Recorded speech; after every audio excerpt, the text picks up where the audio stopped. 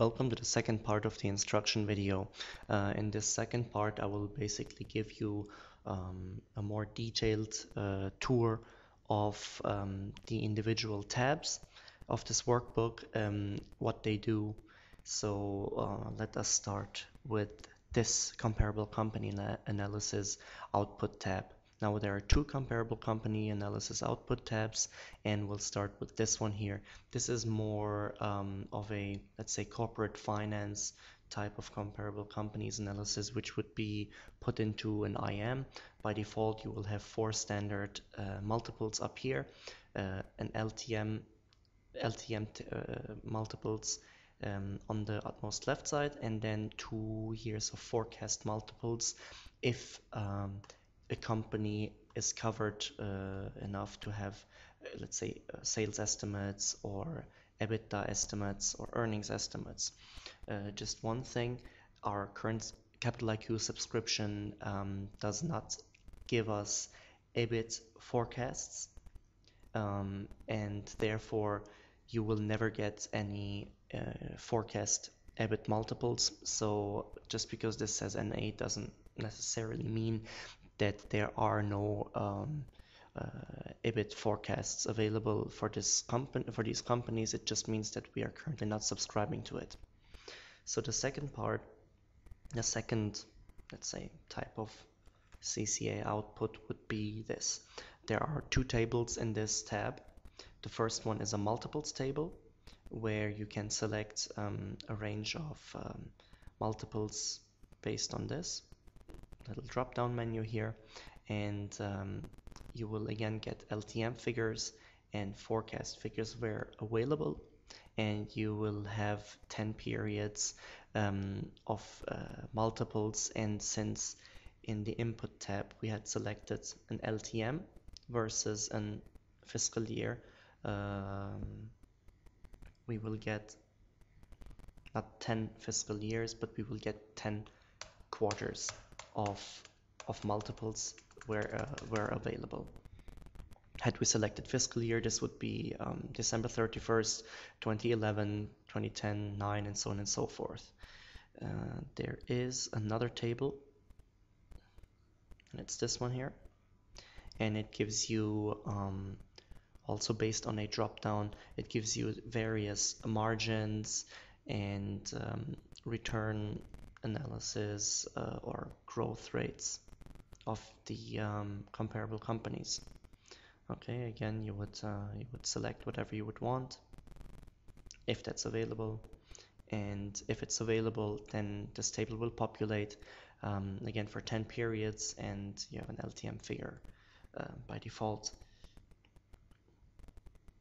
This graph captures all of these, so you would not need to manually select or input any. So if you have 5, it'll be 5. If you have 10, it'll be 10.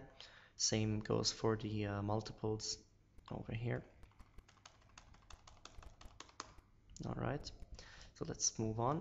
The next tab is a comparable transaction analysis output tab, and it will give you, based on your selection of transactions, this set of information.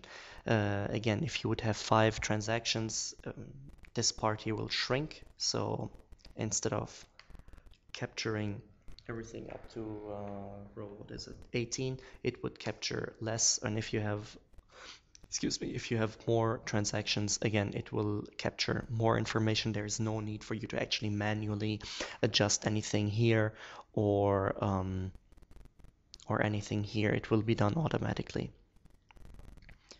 The transaction CTA tab also gives you a description of the targets, so you can, I mean, if you have not already done that on capitaliq.com when saving the screen, it would give you an option of reading if this is actually a good target, if it's if it should be included in the CTA or not.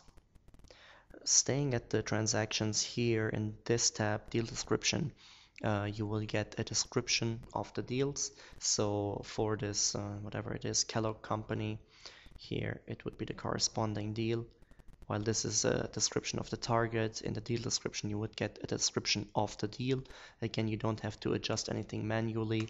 If you have 5 transactions, you will get 5 descriptions, and if you have 15 transactions, you will get 15 of these. Okay. All right. So remember how in the input tab we inserted a set of very basic historical target data. Now, based on this target data and based on our relative valuation here, we could go into the valuation overview and could see these tables here populated. So based on my comparable company analysis multiples and sales EBITDA or EBIT, I would get an enterprise value calculation here. Same goes for CTA multiples. Based on our historical company information and CTA multiples, we would get some enterprise values here. I'll get into the regression analysis in a minute in more greater detail. I just want to scroll down. And what this gives you is a football field. This is all automatically populated. In case you do have a DCF value, you can insert this here, and maybe you've seen that already.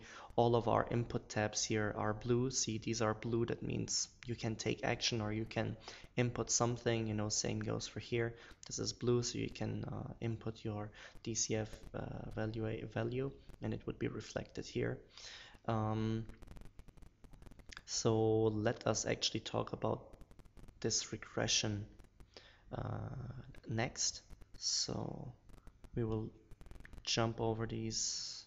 I will talk about these in a minute, these tabs, but let's go into the regression analysis. So again, based on the number of comparables you have inserted in your input tab, you will get this output. So based on 4 standard regressions which are being run here, okay, so for example EBITDA growth versus EV EBITDA, you will have the option of selecting the or basically not you will have the option, but automatically it will be selected the regression with the highest R squared. You can see that here, right? So 4 regressions are being run. Highest R squared or explanatory power is here. So based again on your own targets and historical EBITDA growth and EBITDA, you would get an implied enterprise value. And as you can see, this is 0.71, and this regression is being run. If we go back to the valuation overview, you will see again 0.71 and this regression being automatically selected.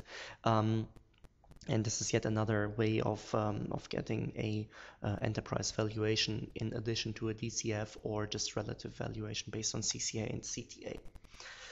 Okay, what else do we have?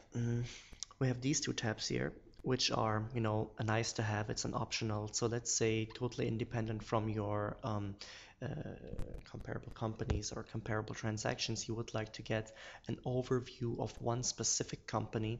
You can type this into here. So let's say we want SE, let's say GE, and what you would do is you would again go to the Capital IQ ribbon, go to refresh this worksheet, and now this table or these tables will be populated with data and ratios and, you know, stock price information for General Electric company. Let me refresh the chart as well. There you go. You have the chart refreshed with all this data. You can get here income statement summary, balance sheet summary, and cash flow down here. Some profitability and whatnot. I mean, this is a nice to have. This tab here gives you an overview of various graphs that may or may not be of interest. So based on your input tab, you have all your tickers here. They get captured automatically. And let's say you're interested in the EV EBITDA or EV EBIT or whatever price earnings ratio, you can select this here, and this graph would be updated after that. What else we have? Let's see.